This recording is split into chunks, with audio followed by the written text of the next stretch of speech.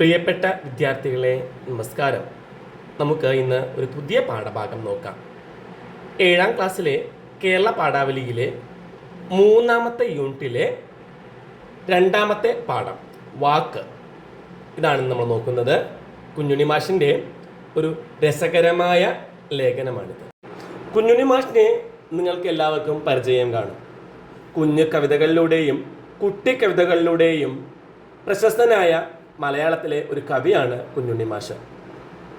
അദ്ദേഹം കോഴിക്കോട് രാമകൃഷ്ണ ഹൈസ്കൂളിലെ അധ്യാപകനായിരുന്നു. 30ലധികം കൃതികൾ അദ്ദേഹത്തിൻ്റെതായി ലഭിച്ചിട്ടുണ്ട്. അതിൽ ചില വാക്യങ്ങൾ നോക്കാം. വായിച്ചാലും വളരും, വായിച്ചില്ലെങ്കിലും വളരും, വായിച്ചു വളർന്നാൽ വിളയും, വായിക്കാതെ വളർന്നാൽ വളയും. അദ്ദേഹത്തിൻ്റെ ഒരു പ്രധാനപ്പെട്ട വാക്യമാണ് ഇത്. പിന്നോട്ടു മാത്രം മടങ്ങുന്ന കാലുകൊണ്ടല്ലോ മുന്നോട്ട് പായുന്നതാളുകൾ. അപ്പോൾ അടുത്ത അദ്ദേഹത്തിൻ്റെ ഒരു വാക്യം നമുക്ക് പരിശോധിക്കാം. ഓർക്കേണ്ടത് മറക്കരുത്, മറക്കേണ്ടത് ഓർക്കരുത്. ഓർക്കേണ്ടത് മറക്കരുത്, മറക്കേണ്ടത് ഓർക്കരുത്. നമുക്കിനി പാഠഭാഗത്തിലേക്ക് കടന്നാലോ.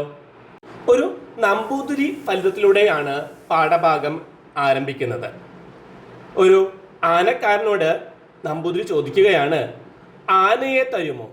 പോയാൽ ഒരു വാക്ക്, കിട്ടിയാൽ ഒരു ആന. ഈ കഥ പറഞ്ഞുകൊണ്ട് ലേഖനം തുടങ്ങുന്നു. വാക്കുകൾ ഭാഷയ്ക്ക് കരുത്തും വൈവിധ്യവും നൽകുന്നത് ഈ ലേഖനത്തിൽ നിന്ന് നമുക്ക് മനസ്സിലാകും. ആരാ ആ ആനപ്പുറത്ത് പോണത്? ഒന്നിറങ്ങി ഇത്രയിടം വരുമോ? ആനപ്പുറത്ത് പോകുന്ന ആൾ ഇറങ്ങിച്ചെന്നപ്പോൾ നമ്പൂതിരി ചോദിച്ചു, അസാരം ചുണ്ണാമ്പുണ്ടോ എടുക്കാൻ? നോം ഇല്ലത്തുനിന്ന് പുറപ്പെടുമ്പോൾ ചുണ്ണാമ്പിൻ്റെ കാര്യങ്ങൾ എന്താളിച്ചു. ആനക്കാരന് കലശലായ കോമുണ്ടായെങ്കിലും നമ്പൂതിരിക്ക് ചുണ്ണാമ്പ് കൊടുത്തു. എന്നിട്ട് വീണ്ടും ആനപ്പുറത്ത് കയറി പോവുകയും ചെയ്തു. ആനയുടെ പുറത്തിരിക്കുന്ന ആനക്കാരനെ വിളിച്ച് താഴെ ഇറക്കി ചുണ്ണാമ്പ് വാങ്ങിച്ച നമ്പൂതിരി അദ്ദേഹം പിന്നീട് ചോദിക്കുകയാണ്, ആനക്കാര ആനക്കാര എന്ന് ഉച്ചത്തിൽ വിളിക്കുകയാണ്. ആനക്കാര ആനക്കാര, ആന ഇങ്ങോട്ട് തരുമോ? തിരുമേനിക്ക് എന്താ പ്രാന്തുണ്ടോ എന്ന് ആനക്കാരൻ ഇങ്ങോട്ട് ചോദിക്കാൻ തുടങ്ങുന്നതിന് മുമ്പ് തന്നെ നമ്പൂരി വീണ്ടും പറഞ്ഞു, അല്ല വിഷമാണെങ്കിൽ വേണ്ടെന്നും. ചുണ്ണാമ്പ് ചോദിച്ചപ്പോൾ ഒരു മടിയും കൂടാതെ കൊടുത്തല്ലോ, അതുകൊണ്ട് ആനയെ തരുമെന്ന് ചോദിച്ചാൽ തന്നാലോ? പോയാലൊരു വാക്ക്, കിട്ടിയാലോ ഒരു ആന. ഈ ഫലിത കഥയിലൂടെയാണ് കുഞ്ഞുണ്ണി മാഷ് നമ്മളെ വാക്കുകളുടെ മഹത്വത്തിലേക്ക് കൊണ്ടുപോകുന്നത്. ആയാലൊരു ആന, പോയാലൊരു വാക്ക് എന്ന് കാര്യമായി തന്നെ കരുതി കണ്ടതിനൊക്കെ കൈനീട്ടി ഇരിക്കുന്നവരെ കളിയാക്കുകയാണ് ഈ കഥയിലൂടെ ചെയ്യുന്നത്. വാക്കല്ലേ, വില വേണ്ടാത്തതല്ലേ, നഷ്ടമൊന്നും പറ്റാനില്ലല്ലോ, കണ്ടമാനം ചെലവാക്കി കളയാം എന്ന വാക്കിനെ കുറിച്ച് ഒരു വിലയില്ലാണ്ട് പലരും പറയുന്നുണ്ട്. അത് ശരിയല്ല. വാക്കിനുള്ളത്ര വില മറ്റൊന്നിനുമില്ല. പലരും വാക്കിനൊരു വിലയുമില്ല എന്ന് പറയാറുണ്ട്. എന്നാൽ ഏറ്റവും കൂടുതൽ വിലയുള്ള ഒന്നാണ് വാക്ക് എന്ന് കുഞ്ഞുണ്ണി മാഷ് പറയുന്നു. മറ്റുള്ള എല്ലാറ്റിനെയും വിലയുള്ളതാക്കുന്നതും വിലയില്ലാതാക്കുന്നതും വാക്ക് തന്നെയാണ്. മറ്റുള്ള എല്ലാത്തിനെയും വിലയുള്ളതാക്കുന്നതും വിലയില്ലാത്തയാക്കുന്നതും വാക്ക് തന്നെയാണ്. അതിനാൽ വിലയില്ലാതെ വേണ്ടാത്തിടത്ത് വിളമ്പാനുള്ളതല്ല വാക്ക്. അതുകൊണ്ട് വാക്കുകൾ പ്രയോഗിക്കുമ്പോൾ നാം വളരെ കരുതി വേണം പ്രയോഗിക്കാൻ. വേണ്ടാത്തിടത്ത് വിളമ്പാനുള്ള ഒന്നല്ല വാക്ക്. 1000 നേടാനും 1000 നശിക്കാനും വാക്കൊന്നു മതി. അതിനാൽ ആക്കം നോക്കി തൂക്കം നോക്കി വേണം വാക്കുപയോഗിക്കാൻ. 1000 കയ്യിൽ കിട്ടാനും 1000 കയ്യിൽ നിന്ന് പോകാനും വാക്ക് മൂലം സാധിക്കും. അതുകൊണ്ട് നമ്മൾ വാക്കുകൾ പ്രയോഗിക്കുമ്പോൾ ആക്കം നോക്കിയും തൂക്കം നോക്കിയും മാത്രമേ ഉപയോഗിക്കാവൂ. നിഗ്രഹ അനുഗ്രഹ ശക്തിയുള്ളതാണ് വാക്ക്. പ്രയോഗിച്ച വാക്ക് തിരിച്ചെടുക്കുക എന്നുള്ളത് വളരെ പ്രയാസമുള്ളൊരു കാര്യമാണ്. അതുകൊണ്ട് നമ്മൾ വാക്കുകൾ ഉപയോഗിക്കുമ്പോൾ വളരെ സൂക്ഷിച്ച് കൃത്യതയോടുകൂടെ മാത്രമേ ഉപയോഗിക്കാവൂ എന്നാണ് കുഞ്ഞുണ്ണി മാഷ് പറഞ്ഞു തരുന്നത്. വാക്കിന് വാക്കു വേണ്ട, നല്ല വാക്കിന് ഒരു വ്യാഖ്യാനത്തിൻ്റെ ആവശ്യമില്ല. മഹാന്മാരുടെ വാക്കുകൾ പറഞ്ഞു പരത്താതെ തന്നെ വേണ്ട ദിക്കിലെല്ലാം വേണ്ടത്ര വേഗത്തിൽ വേണ്ടത്ര കാലം പ്രചരിച്ചുകൊള്ളും. കുഞ്ചൻ നമ്പ്യാരുടെയും കുഞ്ഞുണ്ണി മാഷിന്റെയും എല്ലാം വാക്കുകൾ ഒരു വ്യാഖ്യാനത്തിന്റെയും ആവശ്യമില്ലാതെ എല്ലാവരുടെ ഇടയിലേക്ക് ഇറങ്ങിച്ചെല്ലാനായിട്ട് കഴിഞ്ഞിട്ടുണ്ട്. 1000 വാക്കിന് അരച്ചെത്ത് എന്ന് പറയാറുണ്ട്. അത് വായാടികളുടെ വെറും വാക്കുകളെ കുറിച്ചുള്ള ചൊല്ലാണ്. അത്തരക്കാരുടെ 1000 വാക്ക് അരപ്പലം പോലും തൂങ്ങില്ല. വാഗ്മിയുടെ വാക്കിന് ഈ പഴഞ്ചൊല്ലും ബാധകമല്ല. കുഞ്ഞുണ്ണി മാഷ് പറയുകയാണ്, എൻ്റെ വാക്കുകൾ എൻ്റെ കാതുകൾ കേട്ട വാക്കുകളാണ്, എൻ്റെ നാക്കു പറഞ്ഞ വാക്കുകളാണ്. ഞാനുമായി ആ വാക്കുകൾക്ക് രക്തബന്ധമില്ല. എൻ്റെ വാക്കുകൾ എൻ്റെ കാതുകൾ കേട്ട വാക്കുകളാണ്, എൻ്റെ നാക്കു പറഞ്ഞ വാക്കുകളാണ്. ഞാനുമായി ആ വാക്കുകൾക്ക് രക്തബന്ധമില്ല. എൻ്റെ വാക്ക് എൻ്റെ മകനാണ് എന്ന് എല്ലാവർക്കും അറിയാം.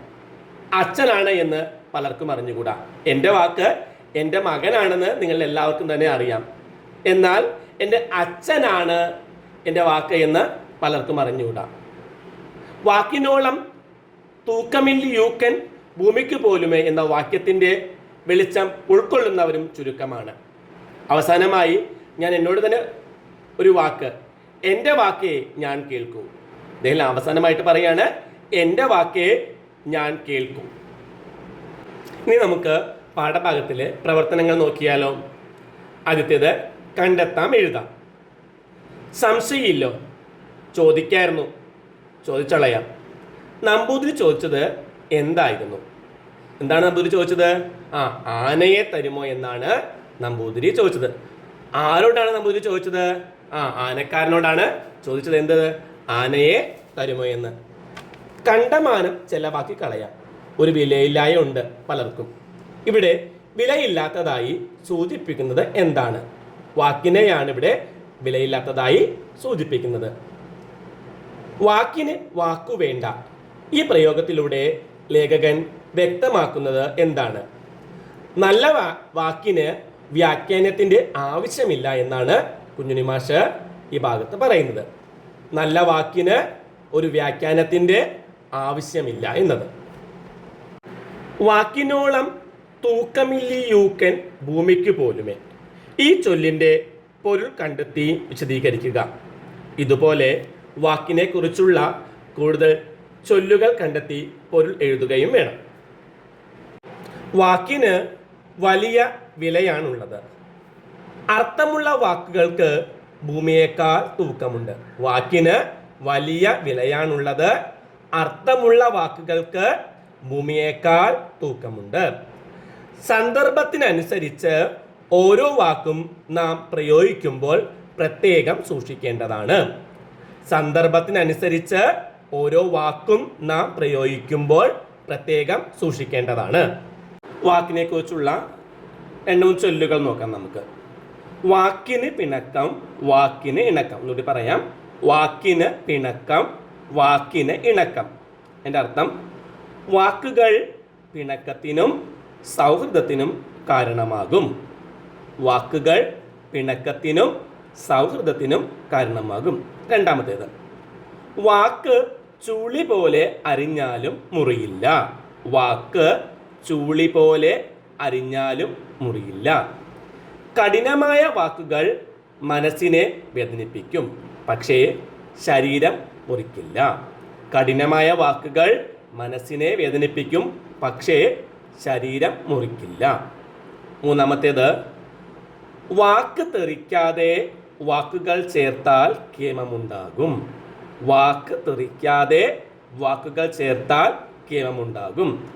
സാവധാനം സൂക്ഷ്മമായി തിരഞ്ഞെടുക്കുന്ന വാക്കുകൾ വിജയം നേടും. സാവധാനം സൂക്ഷ്മമായി തിരഞ്ഞെടുക്കുന്ന വാക്കുകൾ വിജയം നേടും. എറിഞ്ഞ കല്ലും പറഞ്ഞ വാക്കും തിരിച്ചു കിട്ടുകയില്ല.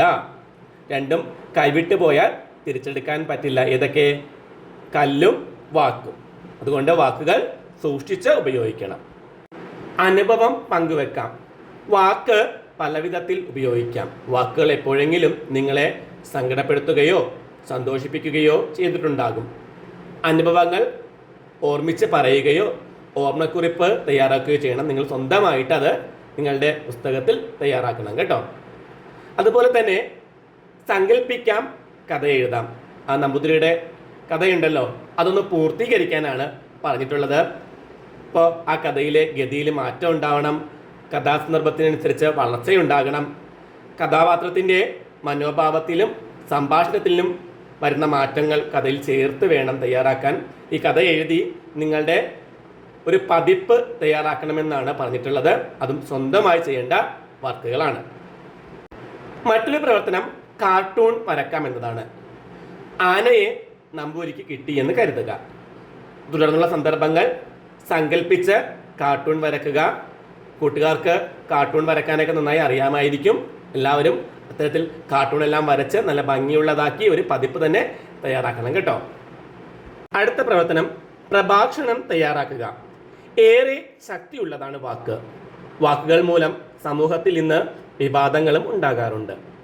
വാക്കെൻ്റെ അമ്മയും അച്ഛനുമാകുന്നു, വാക്കിൻ വിരൽ തൂങ്ങിയല്ലോ നടക്കുന്നു. നമ്മൾ യൂണിറ്റ് ആദ്യ ഭാഗത്ത് ഇത് പഠിച്ചതാണ്. അപ്പം ഈ ഭാഗമെല്ലാം ചർച്ച ചെയ്തുകൊണ്ട് സമകാലിക സാമൂഹ്യ വിഷയങ്ങളെ കൂടി മനസ്സിലാക്കി കാവ്യഭാഗത്തെ ആശയവും ഉൾക്കൊണ്ട് വാക്കിൻ്റെ കരുത്ത് എന്ന വിഷയത്തിൽ ഒരു പ്രഭാഷണം തയ്യാറാക്കി അവതരിപ്പിക്കുക. ഒരു ചെറിയ പ്രസംഗം മതി, നിങ്ങൾ തയ്യാറാക്കി നോക്കാം. ഒരു മാതൃക പറഞ്ഞു തരാം. മാന്യ സദസ്സിന് വന്ദനം. ഞാൻ വാക്കുകളുടെ മഹത്വത്തെക്കുറിച്ചാണ് ഇന്ന് പറയാനായിട്ട് ഉദ്ദേശിക്കുന്നത്. വാക്കല്ലേ വിലയില്ലാത്തതാണ് എന്നാണ് പലരുടെയും വിചാരം. വാക്കിനോളം വില മറ്റൊന്നിനുമില്ല. എല്ലാത്തിനെയും വിലയുള്ളതാക്കാനും വിലയില്ലാത്തതാക്കാനും വാക്കിന് കഴിയും. 1000 നേടാനും 1000 നശിക്കാനും വാക്ക് കാരണമാകും. വാക്കുകൾ തൂക്കി നോക്കി വേണം ഉപയോഗിക്കാൻ. എറിഞ്ഞ കല്ലും പറഞ്ഞ വാക്കും ഒരുപോലെയാണ്. ഒരാളെ ഇല്ലാതാക്കാനും ഉയർത്തിക്കൊണ്ടുവരാനും വാക്കുകൾക്ക് ശക്തിയുണ്ട്. ആയതിനാൽ ഓരോ വാക്കും അളന്ന് തിട്ടപ്പെടുത്തി വേണം ഉപയോഗിക്കാൻ. വാക്കുകൾ മറ്റുള്ളവർക്ക് സാന്ത്വനമാകാനും നമുക്ക് കരുത്തു പകരാനും വാക്കുകൾ കൊണ്ട് സാധിക്കും. വാക്കുകൾ ലോകത്തിന് വെളിച്ചമാകുന്നു. വാക്കിലൂടെയാണ് നാം എല്ലാം അറിയുന്നതും കൈമാറ്റം ചെയ്യപ്പെടുന്നതും.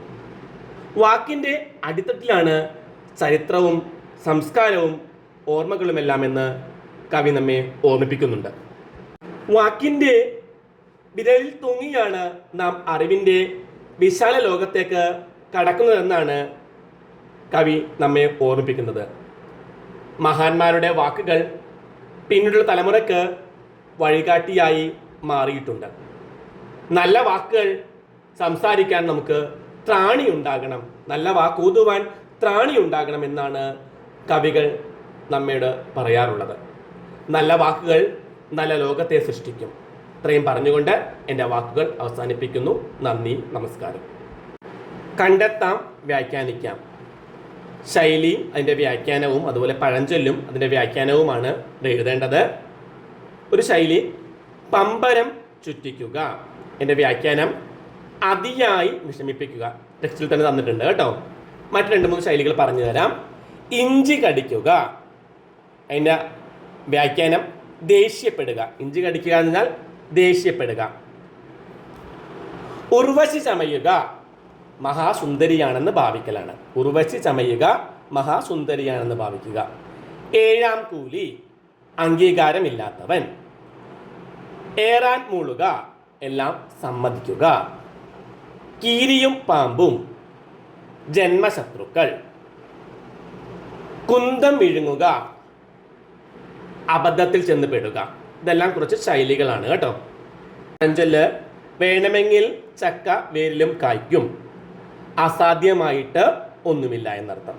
പഴഞ്ചൊല്ലുകൾ ഓണം കേറാമൂല, ഉള്ളതുകൊണ്ട് ഓണം പോലെ, കാക്ക കുളിച്ചാൽ കൊക്കാവുമോ, പയ്യെ തിന്നാൽ പനയും തിന്നാം, ചക്കിന് വെച്ചത് കൊക്കിനു കൊണ്ടു, ഏച്ചു കെട്ടിയാൽ മുഴച്ചിരിക്കും, കാക്കയ്ക്കും തൻകുഞ്ഞ് പൊൻകുഞ്ഞ്.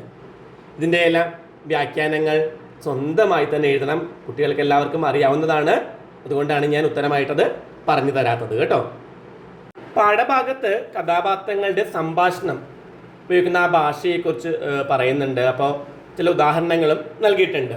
അപ്പോൾ ഒരു പദം തന്നെ വ്യത്യസ്ത നാടുകൾ വ്യത്യസ്ത രീതിയിലായിരിക്കും സംസാരിക്കുക. അപ്പോൾ അത്തരം പ്രയോഗങ്ങൾ കണ്ടെത്തി ഒരു പദച്ചങ്ങല പൂർത്തിയാക്കാൻ പറഞ്ഞിട്ടുണ്ട്. ഇപ്പോൾ കിടാവ് എന്നാണെങ്കിൽ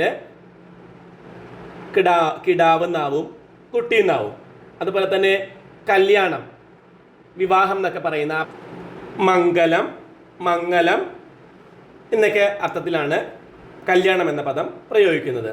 അതുപോലെ കപ്പക്ക് മരച്ചീനി, ചീനി, പൂള, കൊള്ളി എന്നിങ്ങനെ വ്യത്യസ്ത പ്രയോഗങ്ങൾ പല നാടുകളിലും നിലവിൽ പ്രയോഗത്തിലുണ്ട്.